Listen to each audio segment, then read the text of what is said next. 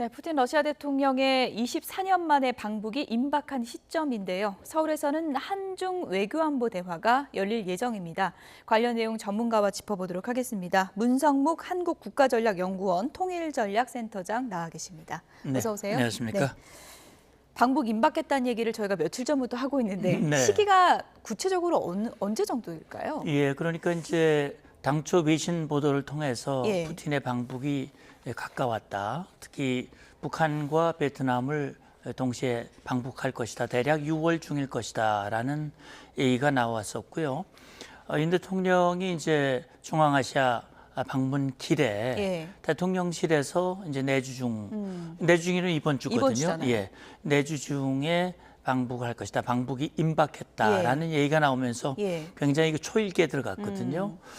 그런데 이제 아직까지도 정작 당사자인 러시아와 북한은 입을 다물고 있거든요. 원래 내일이 유력하다 이런 얘기도 그렇죠. 있었잖아요. 내일 예. 또는 모레 이런 예. 얘기가 있었는데 무슨 이유인지 아직까지 발표가 안 나오고 있고요. 그래서 내일 한중 외교안보 대화 이제 차관급 대화가 9년 만에 재개가 되는데 이런 걸 좀 의식을 해서 그런 것인지 어쨌든 일정이 아직은 확정이 안 돼 있는데 6월 중에 한다는 얘기는 분명하니까 예. 아마 조만간 이루어지는 것은 분명할 것 같습니다. 북한 김정은 위원장 쪽에서는 6월 25일 그 시점에 맞춰서 방북을 해주면 좋겠다 이런 네. 의사를 전달한 것으로 알려졌잖아요. 네. 왜 그 날짜를 막 고집하는 걸까요? 예, 김정은이 그런 요구를 분명히 했다면 아마 분명히 목적이 있을 겁니다. 예. 왜 그러냐면 북한 입장에서는 어떻게든 러시아와의 군사 이 관계, 밀착 관계를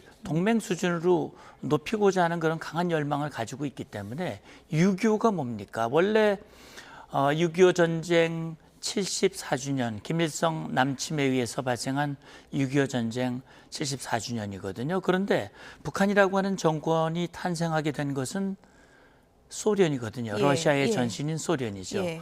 그러니까 김일성이 소련군 대위 계급장을 달고 평양에 들어왔고 예. 결국은 소련은 이 김일성을 세워서 북한 정권을 세웠고 결국 남한까지 모두 공산화시키기 위해서 6.25 남침 전쟁을 일으켰단 말이죠. 그렇다면 구소련과 김일성, 북한은 일체가 됐던 것이고 6.25를 계기로 푸틴이 다시 방북을 한다면 예. 그때의 모습을 다시 떠올릴 수 있는 이 아주 밀착된 그런 모습을 염두에 둔 그런 계산일 가능성도 있다고 봅니다. 예. 만나서 무슨 얘기를 하고 어떤 약속을 할 것인가 이게 가장 이제 궁금한 건데 대통령실에서는 이런 분석도 내놨습니다. 자동 군사 개입 가능성인데요. 그러니까 유사시에 러시아가 북한을 자동적으로 돕게 된다 이런 조항을 얘기하는 거잖아요. 이게 실제로 체결될 가능성이 있다고 보세요? 물론 지금 대통령실이나 정보 당국에서는 그럴 가능성, 그런 움직임을 염두에 두고 예. 지금 보고 있는 거거든요. 그러니까 뭐 아시다시피 이제 6.25 전쟁 정전협정이 체결되고 1961년에 북한과 소련, 예. 구소련이죠. 소련이 조약을 맺었는데 이게 동맹 조약입니다. 그 조약에는 자동 개입 조항이 들어가 있어요. 그렇군요. 예, 그러니까 만약에 어느 한 나라가 침공을 받으면 나머지 나라가 즉각적으로 개입을 해서 도와주도록 그렇게 돼 있거든요. 예. 그런데 사실 한미 상호 방위 조약이 1953년에 체결이 됐는데 당시 이승만 대통령도 미국에게 자동 개입을 요구했었어요. 근데 미국이 거기에 대해서 굉장히 난색을 표명을 했습니다. 그랬군요. 만약에 자동 개입 조항이 들어가면 예. 사실 미국 의회에서 비준 받기가 어렵다. 그래서 사실 한미 상호 방위 조약에도 자동 개입 조항은 없습니다. 그래서 한국이 침공을 받으면 협의하도록 돼 있거든요. 그래서 지금 1961년에 맺었던 동맹 조약은 이후에 이제 구소련이 해체가 되면서 사실 그 조약이 폐기가 됐고 예. 이후에 1996년인가요? 이제 북한과 러시아가 새로운 조약을 맺었는데 거기에는 예. 그런 조항이 안 들어가 있죠. 그렇군요. 예, 그렇기 때문에 지금 김정은 입장에서는 좀 더 강력한 북한과 러시아의 밀착 관계. 북한이 원하는 거겠죠? 북한이 저거는? 아마 원할 예. 가능성이 높습니다. 예. 그리고 러시아 입장에서도 지금 북한의 도움이 절실한 상황이기 때문에 북한의 요구를 전적으로 무시할 수는 없으나 북한이 처한 입장과 러시아의 입장이 좀 다르거든요. 러시아의 입장에서는 우크라이나 전쟁도 있지만 또 중요한 것은 대한민국이란 말이죠. 사실은 한국과 관계가 좋았잖아요. 예. 그 어느 때보다 러시아와 한국 관계가 굉장히 좋았고 특히 우리 누리호 발사할 때 러시아가 우리의 1단 로켓을 제공해주고 예. 서로 협력을 했던 그런 시절도 있었거든요. 예. 사실 푸틴의 우크라이나 침공으로 인해서 한러 관계가 지금 상당히 불편해진 상황에 있지만 예. 그럼에도 불구하고 푸틴 입장에서는 한국이 중요한 당사자이기 때문에 북한 요구만 마냥 들어주기는 어렵기 때문에 그래서 이번에 그 61년도 조약의 수준으로 돌아가는 문제를 푸틴으로서도 상당히 고민하는 문제가 아닐까 하는 생각이 듭니다. 자동군사 개입이 뭐 100%될 것 같다 이렇게는 볼 수 없다. 예, 왜냐하면 우리 대통령실에서도 분명히 얘기를 했거든요.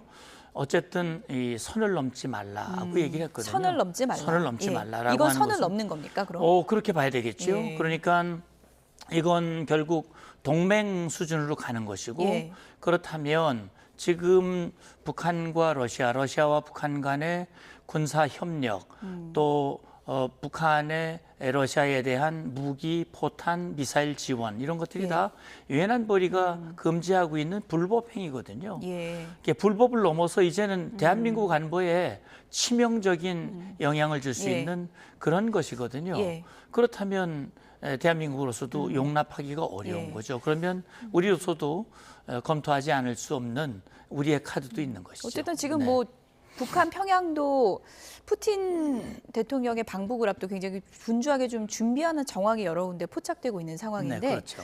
푸틴이 24년 만에 북한을 간다면 외교적으로 봤을 때 북한과 러시아 중에 누가 더 좀 이득이라고 할까요? 외교적인 입지면에서 어느 쪽이 더 얻는 게 많은 거예요? 예, 사실 뭐 어느 쪽이 더 많은지에 대해서는 사실 숫자적으로 예. 비교하기는 쉽지 않을 겁니다. 뭐 퍼센트 몇 퍼센트냐 예. 이렇게 비교하기는 서로의 처한 입장과 필요가 다르기 때문에 예. 그렇긴 하지만 지금 푸틴의 방북은 김정은이 간절히 요청한 건 분명해요. 그렇군요. 물론 작년 9월에 이제 김정은이 보스토치니를 방문을 해서 푸틴을 만났고 그 전 이후 지금까지 지금 최근에 신원식 장관이 발표에 따르면 지금 이 북한이 러시아에 제공한 컨테이너가 1만 개, 거기에 포탄이 480만 발이 들어갈 수 있다. 예. 그리고 수십 기의 미사일, 탄도 미사일을 러시아에 제공을 했고 그 중에 일부가 우크라이나에 실제 사용이 된 정황들, 증거들이 예. 포착이 됐지 않습니까? 예. 그러니까 어쨌든 푸틴의 필요, 김정은의 필요에 의해서 정상회담이 이루어졌고 이번 정상회담은 보스토치니 회담의 사실 답방 형태거든요. 예. 그러니까 푸틴으로서는 우크라이나 전쟁이 아직 끝나지 않았고 국제사회에서 푸틴, 러시아가 지금 고립되어 있는 상황이기 때문에 우군이 절대적으로 필요하고 그렇군요. 또 김정은의 도움이 필요한 상황입니다. 그렇기 예. 때문에 북한을 끌어안고 북한을 붙잡아둬야 할 필요가 분명히 예. 있는 것이고 사실은 절실한 건 더 북한이라고 봐요. 더 절실한 건 이제, 북한이다. 예. 이제 러시아의 그런 필요를 채워주면서도 이제 김정은으로서는 당장 목전에 지금 위성 개발 지금 5월 달에 발사 실패했지 않습니까? 올해 3번을 발사하겠다고 그랬지만 첫 번째 실패를 했고 그 외에 김정은으로서는 여러 가지 무기라든지 예. 또 북한이 필요한 에너지라든지 또 재원이라든지 이런 것들을 러시아가 가지고 있거든요. 이 러시아의 그런 도움이 절실한 상황이기 때문에 지금으로서는 24년 만에 푸틴이 평양에 가서 푸틴이 과연 김정은의 필요를 얼만큼 채워줄 수 있을까? 예. 이것이 지금 주목이 되는 부분이죠. 장호진 안보실장이 북러 밀착에 대해서 선을 넘지 말라 이런 그렇죠. 경고 메시지도 냈지만 네. 우리가 지금 시진핑 주석의 방안이 좀 구체화되고 있다 이런 얘기도 했거든요. 네. 구체화되고 있다라는 단어를 썼다는 건 어느 정도 물밑 접촉이 있다는 얘기인가요? 그럼요. 그러니까 지금 사실 한중 관계가 불편해진 것은 2016년 이제 사드 배치를 계기로 해서 중국이 한국에 대해서 일방적인 제재를 가하고 그것이 이제 한중 관계가 불편해진 계기가 됐고 그 이후에 사실 미국과 중국 간에 여러 가지 견제와 갈등이 이어지는 과정에서 한중 관계가 불편해진 건 분명합니다. 그러나 이제 중국 입장에서는 러시아와 좀 다른 점이 러시아는 우크라이나를 침공을 했고 유럽이라든지 국제사회에서 전반적인 제재를 받고 있고 국제사회에서 고립이 되고 있는데 중국은 사실 국제사회와 긴밀한 수출, 이 경제 연계 관계가 있기 때문에 중국으로서는 그렇게까지 하기는 어렵거든요. 그렇기 때문에 일정한 거리를 두고 있는 것이고 그래서 얼마 전에 한일중 정상회의가 열렸잖아요. 그렇죠. 정상회의가 열렸고 그 당시에 리창 총리가 윤 대통령과 만남에서 이 외교안보 대화에 합의를 했습니다. 9년 만에 차관급으로 격상이 됐고 그게 바로 내일 열리는 거거든요. 이것은 중국 입장에서도 한국이 미국과 밀접하고 한미일 안보협력이 강화되고 그 과정에서 그것이 중국을 견제하고 하는 것을 그대로 두고만 볼 수는 없다. 신경 쓰이는 일입니까? 신경 쓰이는 것이죠. 그렇기 때문에 중국 입장에서도 한국을 적절히 관리하고 한국과의 관계를 유지하는 것이 경제적으로도 그렇고 안보적으로도 그렇고 외교적으로도 그렇고 필요하다는 그런 계산을 한 걸로 생각이 돼요. 그렇기 때문에 3자 정상회의도 아마 앞으로 정기적으로 이루어질 가능성이 높고요. 그리고 한중 관계도 조금씩 복원이 되고 있고 그렇다면 오랫동안 지금 미뤄지고 있는 시진핑의 방한도 저는 뭐 가능성이 있다고 봅니다. 지금 물밑에서 얘기가 오고 가고는 있으나 아마 시진핑이 그런 결심을 할 가능성은 저는 있다고 보고요. 그렇다면 지금 이제 일각에서 우려하는 것은 북한의 핵미사일 위협의 고도화, 그다음에 중국과 러시아가 일방적으로 북한 편을 들고 있고 유엔 안보리가 사실 무력화되고 제재가 제대로 이루어지지 않고 있는 상황 속에서 혹시 한미일 북중로의 이런 대결 구도가 이 지역의 긴장을 고조시키는 것이 아니냐 이런 우려들을 하고 있는데 사실 돌아가는 상황을 보면 조금 미묘하게 이 틈도 있고요. 좀 다른 부분들이 보여지고 있는 겁니다. 이번 주 상황을 보면 지금 그래픽을 좀 보여주시면요. 지금 이제 북러 정상회담이 이번 주에 예정대로 이뤄진다면 24년 만에 푸틴이 방북을 하게 되는데 지금 서울에선 또 외교안보 대화, 한중 간의 외교안보 대화가 열리는 거잖아요. 그렇죠. 외교적으로 셈법이 좀 복잡하게 돌아가는 것 같거든요. 그럼요. 지금 이제 24년 만에 푸틴이 방북을 하는데 그러면 24년 전과 지금과 어떤 부분에서 비슷하고 다르냐 이런 걸 볼 수가 있는데 사실 안보 질서가 자체가 다르죠. 2000년대 초반, 2000년 우리 6.15 남북 정상회담 직후에 푸틴이 방북을 했는데 그때는 뭐 남북 관계도 그렇고 국제 사회도 이렇게 지금과 같은 신냉전 질서가 아니었거든요. 그렇기 때문에 상황 자체가 다르고 또 푸틴이 방북을 했을 때 상대가 지금 김정은이지만 그때는 김정은의 아버지였거든요. 그래서 서로의 필요와 상황이 달랐습니다. 근데 이제 24년 만에 지금 보면 김정은이 국제사회 서방과 반서방 간의 이런 갈등, 소위 말하는 신냉전 질서라고 하는 것을 최대한 이용하는 사람이 바로 김정은이거든요.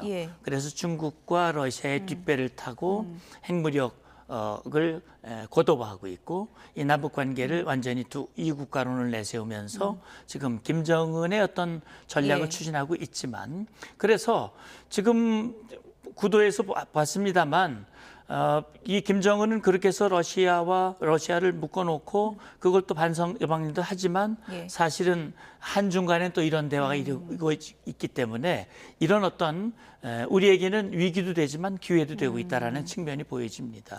푸틴이 24년 만에 간다는 건 좀 깜짝 선물을 안고 갈 가능성이 높은 거 아닙니까? 그러니까 푸틴으로서도 지금 김정은의 도움을 받고 있기 때문에 아마도 제가 생각할 때는 지금 김정은이 금년에 2021년에 8차 당대회 때 5개의 국방 전략 목표를 세우는데 그중에 하나가 정찰 위성인데 하나는 궤도에 올렸지만 제대로 된 게 아니거든요. 그렇기 때문에 아마도 뭔가 푸틴으로부터 그런 걸 받고자 하는 게 있을 것이고 있고 지난 1월에 최선희가 러시아를 방문했을 때 이 북러 관계를 법률적으로 뭔가 진전된 모습을 보이고 싶다. 그렇다면 96년도에 맺었던 그 조약을 개정해서 좀 더 한 단계 높은 그런 모습으로 보여줄 것이고 특히 이제 김정은으로서는 지금 경제적 필요가 있기 때문에 아마도 지금 돈바스 지역의 어떤 재건 과정에서 북한의 근로자를 보내서 예. 경제적 필요를 채우고자 하는